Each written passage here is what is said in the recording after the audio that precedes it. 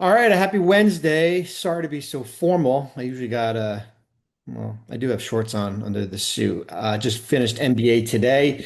Did a Sixers segment, and I was like, as soon as I did the segment, I was like, crap, I forgot to mention Quentin Grimes.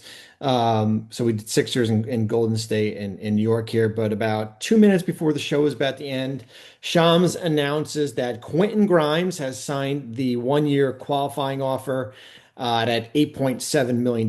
Grimes goes back to Philadelphia on a 1 year contract. He will become an unrestricted free agent next year. This is probably the worst case scenario. I think when you look at it from a Sixers team that needs guard play, a team that's top heavy in salary. When you look at Joel Embiid, Paul George, and Tyrese Maxey making 74% of your salary cap, the next highest player is VJ Edgecombe at $11 million. Both sides, or at least from Grimes's side, couldn't find a middle ground here. The offers that Philadelphia had offered, 4 years, $39 million in that range, is let's just say it's pretty embarrassing here.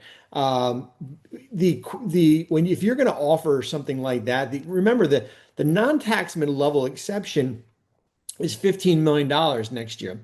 And I don't want to talk about people's money, but if you're Quentin Grimes, you would rather bet on yourself on a 1 year QO than take below market value here, which he certainly did. And I don't blame him at all. And as Shams reported, there was different trade structures that Grimes's camp, led by David Bauman, his agent, traded with Philadelphia, whether it be a 2 year deal with a player option or a 1 year bloated contract at roughly $17 million, which would have put them over, which would put them over the first apron.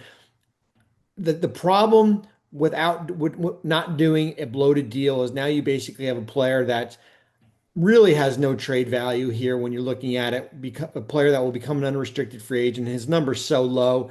Um, what are you aggregating contracts with Kelly Oubre and Andre Drummond?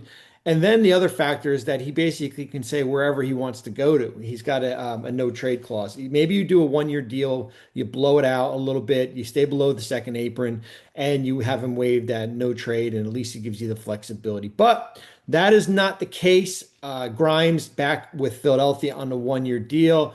You want to feel good about Philadelphia here, but golly geez, it feels like we're like deja vu from a year ago. I just talked about it. I think if you're a Philadelphia fan, you feel good about the 76. I mean, the Phillies and certainly the Eagles as far as where these two teams are going, and the Flyers that are about to start soon here. But for an Eastern Conference that is wide open, I have some major concerns as far as where this roster is going to be. And although Perk doesn't want to hear it, it's really going to be about Embiid and Paul George's health.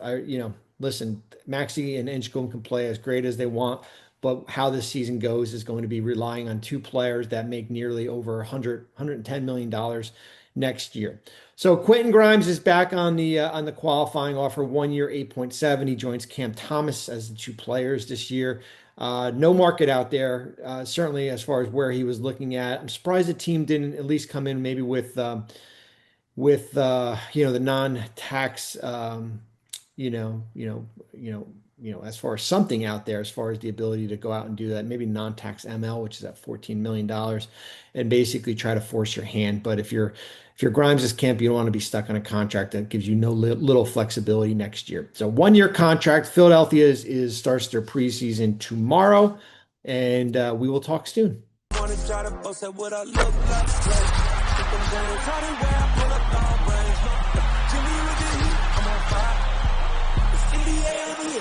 Yeah.